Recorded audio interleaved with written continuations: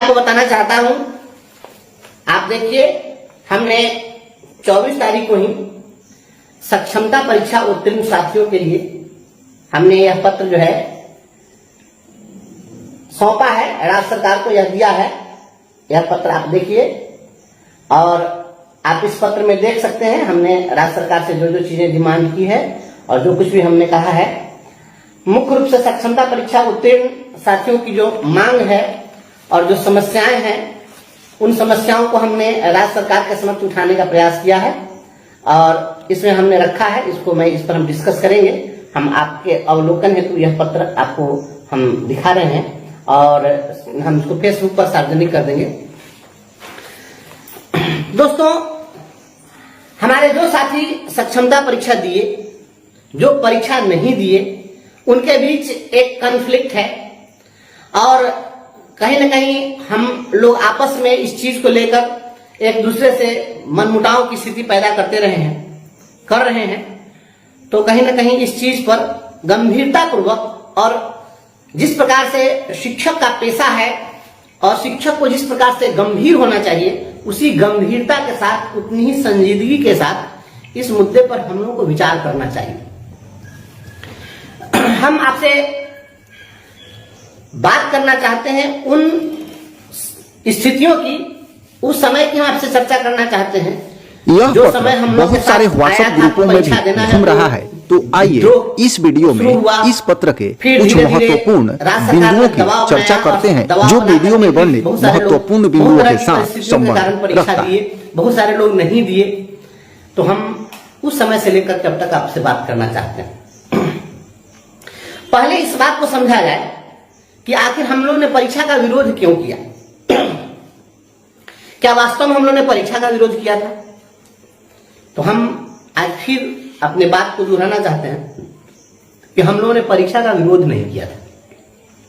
सक्षमता परीक्षा हो, किसी तरह की परीक्षा हो, उस परीक्षा का विरोध नहीं था। हम यह कह रहे थे कि डिपार्टमेंटल एग्जाम ले लिया जाए, हम लोगों को कोई आपत्ति नहीं है। तो परीक्षा का विरोध नहीं था, बल्कि विरोध इस बात का था कि इस परीक्षा के बहाने जो मिस्टर मोगेम्बो की जो साजिश थी कि इस परीक्षा के बहाने हम शिक्षकों को ये जिला बदर करना चाहते थे, तो हम इसके विरोधी थे कि जो लोग अपने घर परिवार में हैं, अपने बाल बच्चों के साथ हैं, परिवार के साथ हैं, तो आखिर उनको आप परिवार से, घर से बेघर करना क्यों चाहते हैं। दूसरा हमारा सबसे बड़ा सवाल था कि जो आपने विशिष्ट शिक्षक नियमावली बनाई थी, उस नियमावली में आपने कहा कि विशिष्ट शिक्षक बनने के बाद अधिकार के रूप में आप प्रोन्नति का दावा नहीं कर सकते। मतलब हमारा प्रमोशनल एवेन्यू खत्म कर दिया गया उस नियमावली में। और तीसरी बात थी कि जब विशिष्ट शिक्षक बन जाएंगे तो चूंकि नया पद होगा तो पूर्व की सेवा हमारी शांत हो जाएगी, तो वो हमारा सेवा निरंतरता का लाभ हमको नहीं मिल पा रहा है। तो ये तीन ऐसे मुद्दे थे जिन मुद्दों को लेकर हम लोग का विरोध था। विरोध था कि आप हमारा स्वैच्छिक स्थानांतरण दीजिए, हम कह रहे थे कि हमको सेवा निरंतरता का लाभ दे दीजिए, और हम कह रहे थे कि हमारे प्रमोशनल एवेन्यू को बरकरार रखिए। बस यही तीन मुद्दे थे। अगर ये तीन शर्तें सरकार अगर उस समय मान ली होती तो हम सभी लोग परीक्षा में शामिल होने के लिए तैयार थे। ऐसा नहीं था कि हम सीधे सीधे परीक्षा को नकार रहे थे।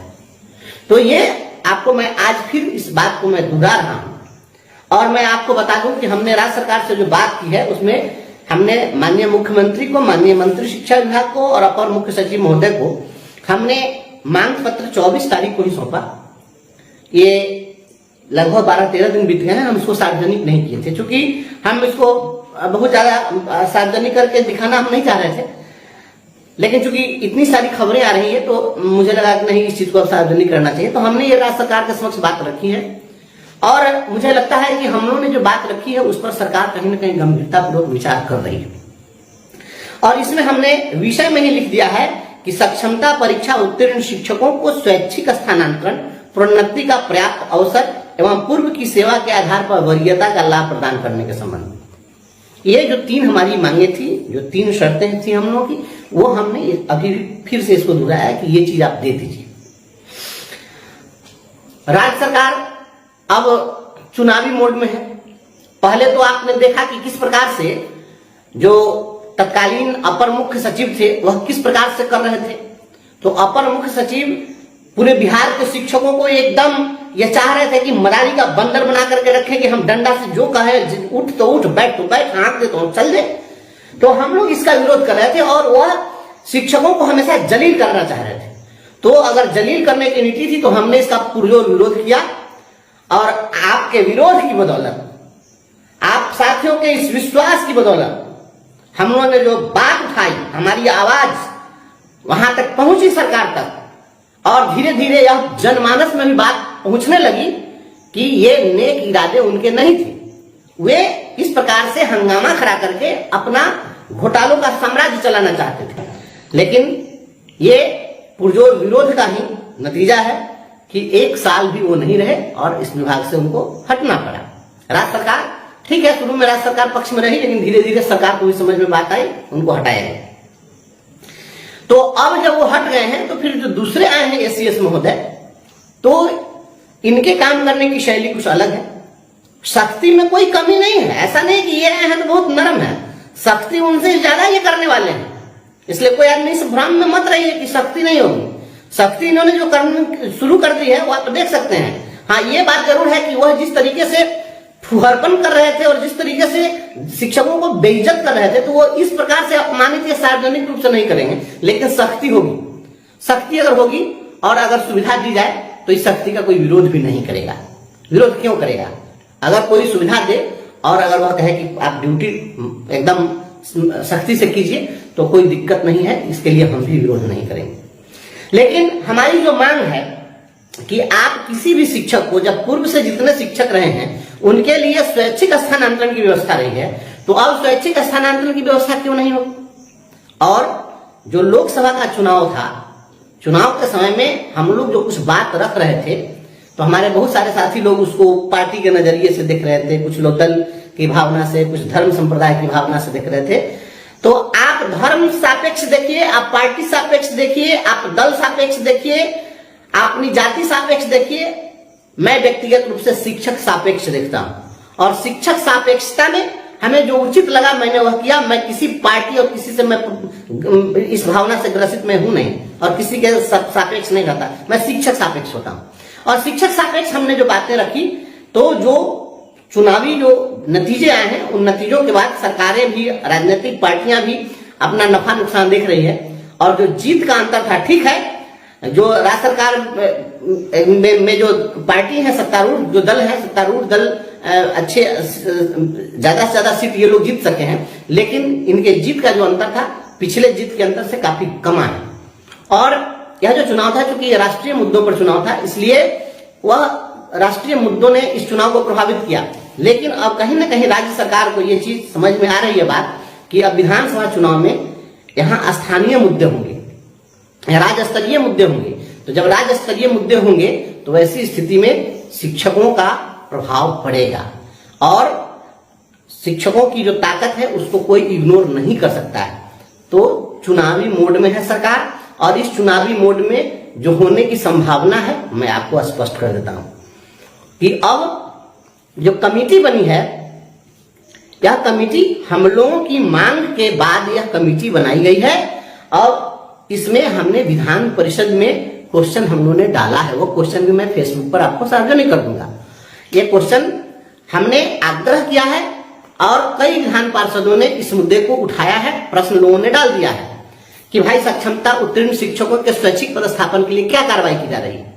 तो जो हमारे निर्वाचित जनप्रतिनिधि हैं, विधान पार्षद विधायक लोग, वो भी दबाव बना रहे हैं, हम लोग भी अपने स्तर से आग्रह कर रहे हैं, दबाव बना रहे हैं, सभी लोगों का प्रयास हो रहा है और इस प्रयास का नतीजा है कि सरकार ने कमेटी गठित कर दी है।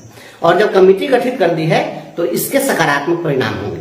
सकारात्मक परिणाम क्या होंगे कि निश्चित रूप से जो आपको जिला बदल करने की जो साजिश चल रही थी, मुझे लगता है कि ये सरकार वापस लेगी और लोगों का पदस्थापन कहीं ना कहीं स्वैच्छिक ही होगा। और यह स्वैच्छिक पदस्थापन वह चाहे अपने प्रखंड में हो या प्रखंड के बाहर हो, लेकिन जो पहले 3 जिलों का विकल्प था वो संभव है कि 3 विद्यालय का विकल्प आपसे ले लिया जाए। इस प्रकार से कुछ ऐसा होगा कि आपको जो है नजदीक में पोस्टिंग हो जाएगी, तो ये लाभ आपको मिल जाएगा। अब यह मत कहिएगा अब इसको लेकर के बहुत सारे लोग जो है लगे वाहवाही पीटने के लिए कि ऐसा हो जाता है तो हम लोग सक्षमता परीक्षा दे दिए तो सरकार बहुत मेहरबान हो गई। और जो परीक्षा नहीं दिए थे वो बेवकूफ बन गए। मेरे भाई, देश की आजादी में गुलछर्रा उड़ाने वाले लोग वो होशियार हो गए, आप फांसी पर चढ़ने वाले भगत सिंह जैसे लोग बेवकूफ हो गए। ऐसी भावना नहीं रखनी चाहिए। जो लड़े हैं उन्हीं के कारण आपको सफलता मिली है। आप विचार करिए कि यदि हम हंगामा नहीं करते, अगर हम लोग लड़ाई नहीं लड़ते, तो क्या ये मिस्टर मोगेम्बो विभाग से जाते? और यदि वो नहीं जाते तो क्या ये तमाम चीजें होती? क्या हम लोग विरोध नहीं करते, सारे लोग फॉर्म भर ही देते, तो अभी तक तो सभी लोगों की पोस्टिंग हो गई होती। तो जो लड़े हैं, आप उनके साहस और हिम्मत को पहले सलाम करिए कि उन्होंने लड़ाई लड़ी है, और लड़ाई लड़ी है तो इसका लाभ सभी को मिलेगा। दूसरी बात है प्रमोशनल एवेन्यू। प्रमोशनल एवेन्यू जो है वह हमारा हाईकोर्ट में भी चल रहा है। देखे हैं कि आपको एसीएस ने भी जो हाईकोर्ट के केस है उसकी समीक्षा करते हुए उन्होंने कहा है कि भाई इस पर निर्णय करिए। तो प्रमोशनल भी गतिविधियां चल रही है, कुछ ना कुछ प्रमोशन भी होगा। तो अगर यह सरकार हमको पहले प्रोन्नति दे देती है पोस्टिंग के पहले, या नई नियमावली बना करके विशिष्ट शिक्षक में प्रोन्नति के एवेन्यू को सरकार बरकरार रखती है, और पूर्व की जो हमारी सेवा है उसको लेंथ ऑफ सर्विस में उसको काउंट करते हुए उसके आधार पर प्रमोशन दे देती है, तो निश्चित रूप से हमको लगता है कि आपको ये भी एक सकारात्मक चीज होगा। और इस दिशा में सरकार को आगे बढ़ना उसकी मजबूरी भी है, सरकार उस पर प्रयास भी कर रही है। तो आपको सेवा निरंतरता का लाभ, प्रोन्नति का पर्याप्त अवसर और स्वैच्छिक स्थानांतरण, इन तीन चीजों पर कहीं न कहीं अंदरूनी कुछ बातें चल रही है जो सकारात्मक है, सही दिशा में। अब आपको मैं यह बताना चाहता हूं कि हमारे जो साथी हैं, जो लोग सक्षमता परीक्षा नहीं दिए, वो लोग भी फोन करते हैं कि अब हम लोगों का क्या होगा। देखिए, जब लड़ाई होती है, मैं किसी को झांसे में नहीं रखता हूं, गफलत में नहीं रखता हूं, डार्क में नहीं रखता हूं। जो हकीकत है उस बात को बता देना चाहिए। किसी को थोड़ी देर तकलीफ लग जाए, अच्छा लगे बुरा लगे वो अलग चीज है, लेकिन सही बात बता देना चाहिए। मुझे जो लगता है कि जिन लोगों ने परीक्षा नहीं दी, हम लोग परीक्षा नहीं दिए ऐसे लोगों में शामिल है। तो जो लोग परीक्षा नहीं दिए, तो आपको लग सकता है कि जो लोग दे दिए वो तो आगे निकल जाएंगे, हम परीक्षा नहीं दिए तो हम तो पीछे रह गए। तो अभी जिस तरह की स्थिति बनी हुई है, अगर राज्य सरकार इन चीजों की घोषणा कर देती है, जो जल्द ही होने की संभावना है, अगर इसकी घोषणा हो जाती है और कि स्वैच्छिक पदस्थापन हम दे देंगे, अगर सरकार सर्विस कंटिन्यूटी देती है और आपको वरीयता का लाभ देती है, तो निश्चित रूप से उसके बाद हम लोगों की लड़ाई खत्म हो जाएगी। और उसके बाद अननेसेसरी हम लोग क्यों लड़ेंगे? और तब जो है राज्य सरकार से निश्चित रूप से हम लोग भी मांग करेंगे कि यदि हमारी जो शर्तें थी उसको सरकार मान ली है, तो जो दूसरी सक्षमता परीक्षा होने वाली है उसके लिए फॉर्म भरने का फिर एक डेट बढ़ा दीजिए, और उसमें जो लोग परीक्षा देना चाहते हैं दे दीजिए। हालांकि अभी भी ये स्थितियां बनी हुई हैं कि जो चाहे कि विशिष्ट शिक्षक बनना चाहते हैं परीक्षा देंगे, जो नहीं देना चाहते हैं वह नियोजित नहीं बने रहेंगे। यह आपका ऑप्शन खुला हुआ रहेगा। लेकिन अगर जो शर्तें हैं उसको सरकार मान लेती है, तो उसके बाद में अगर वह परीक्षा के लिए कहती है कि नहीं फिर से हम फॉर्म का डेट बढ़ा दें, तो निश्चित रूप से तो झगड़ा ही समाप्त हो जाएगा। ये चीजें। और एक और मैं बात बताता हूँ, हम लोग की जो लड़ाई चल रही है, ग्रेचुटी की लड़ाई चल रही है हाईकोर्ट में, ये हर डेट पर ये महाधिवक्ता महोदय जाते हैं और तरह तरह का बहाना बनाते हैं, भागना चाहते हैं, बहस नहीं करना चाहते हैं। क्यों? उनके पास तर्क नहीं है। तो राज्य सरकार को ये भी बात समझ में आ रही है कि यदि इनको नियोजित भी रखते हैं तभी इनको ग्रेचुटी का लाभ हमको देना ही पड़ेगा, पीएफ में कंट्रीब्यूशन देना ही पड़ रहा है। और वेतन की जहां तक बात है, तो ये जो कह रहे हैं जो लोग यूट्यूब चैनल वाले, मीडिया वाले कि इनको 15,000 वेतन बढ़ जाएगा, 20,000 वेतन बढ़ जाएगा, तो ये फालतू बात है। कोई वेतन उतन बढ़ने होने वाला नहीं। आपको पहले से जो वेतन मिल रहा है और आपका विशिष्ट शिक्षक बनने के समय जो जितना आपका मूल वेतन होगा, उस मूल वेतन के निकटतम जो फिटमेंट इंडेक्स में बना हुआ है, उस इंडेक्स में आपको फिट किया जाएगा। तो उस इंडेक्स में जब आपका वेतन को फिट किया जाएगा तो थोड़ा बहुत वेतन बढ़ सकता है, और बहुत ज्यादा इतना अंतर नहीं हो जाएगा, इतनी वेतन वृद्धि नहीं होने जा रही है। इसलिए वित्तीय बोझ सरकार को बहुत ज्यादा नहीं बढ़ने जा रहा है। हम लोग, आपको याद होगा जो साथी पहले से लड़ाई लड़ रहे हैं, जब 2014 की लड़ाई लड़े थे तो हमने नारा दिया था एक मांग वेतन मांग। तो हमारी एकमात्र मांग थी कि वेतन मांग, और जो वेतन मान मिला तो ठीक है, हम जिस रूप में चाहते थे उस रूप में नहीं मिला, लेकिन उसी जो ही मिला वही वेतन मान आज के डेट में कहीं ना कहीं हम लोगों के लिए जो कुछ भी हो सका है उससे कुछ बेहतर ही हुई। और उस वेतनमान के बाद में यह हमारी ही मांग थी। हम हमेशा सभी साथियों से कहते थे कि बहुत सारी मांग मत रखिए, और हम यह एकमात्र मांग रखे थे कि हमें राज्यकर्मी का दर्जा दो। तो राज्यकर्मी के दर्जा की लड़ाई की जो मांग है वह एकमात्र मांग के लिए हम हमेशा वकालत करते हैं।